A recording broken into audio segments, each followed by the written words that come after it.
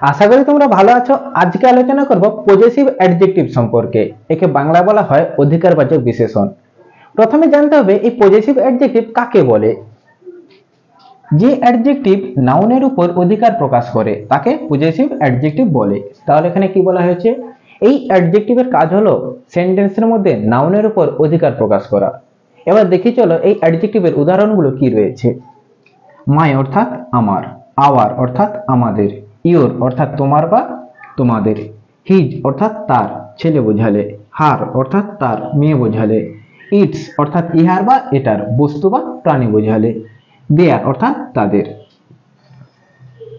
এখন তোমাদের অনেকের মনে প্রশ্ন জাগতে পারে, তাহলে সেন্টেন্সের মধ্যে এই পজেসিভ অ্যাডজেক্টিভ চিনব কিভাবে। সেন্টেন্সের মধ্যে পজেসিভ অ্যাডজেক্টিভ চেনার দুটি সহজ উপায় রয়েছে। এক নম্বর হলো সেন্টেন্সের মধ্যে আমাদের হুজ অর্থাৎ কার বা কাদের দিয়ে প্রশ্ন করতে হবে, তাহলে উত্তর হিসেবে আমরা এই পজেসিভ অ্যাডজেক্টিভ পাবো। আর দুই নম্বর কি, এই পজেসিভ অ্যাডজেক্টিভ যেই নাউনের উপর অধিকার প্রকাশ করবে সেই নাউনের ঠিক আগে থাকবে। এবার এই সেন্টেন্সগুলিতে আমরা চলো দেখি কোনগুলি পজেসিভ অ্যাডজেক্টিভ। প্রথম সেন্টেন্সটি কি রয়েছে, মাই মাদার লাভস মি অর্থাৎ আমার মা আমাকে ভালোবাসে। এখন যদি আমি এই সেন্টেন্সে প্রশ্ন করি কার মা আমাকে ভালোবাসে, উত্তর হিসেবে কি পাবো, মাই অর্থাৎ আমার।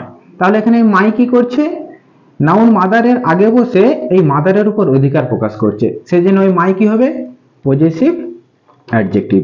দুই নম্বর সেন্টেন্স কি রয়েছে, দিস ইজ হিজ বুক অর্থাৎ এটি তার বই। এখন যদি প্রশ্ন করি এটি কার বই, উত্তর হিসেবে কি পাবো, হিজ অর্থাৎ তার।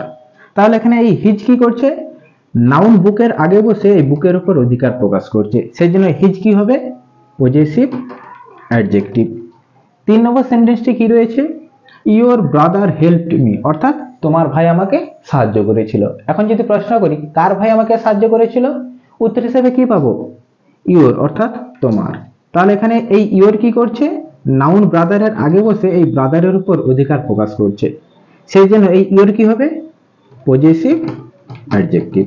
চার নম্বর সেন্টেন্স কি রয়েছে, দোজ আর হার টয়েজ অর্থাৎ ওগুলি তার খেলনা। এখন যদি আমি প্রশ্ন করি ওগুলি কার খেলনা, উত্তর হিসেবে কি পাবো, হার অর্থাৎ তার। তাহলে এখানে এই হার কি করছে, নাউন টয়েজের আগে বসে এই টয়েজের উপর অধিকার প্রকাশ করছে, সেই জন্য এই হার কি হবে, হার হবে পজেসিভ অ্যাডজেক্টিভ।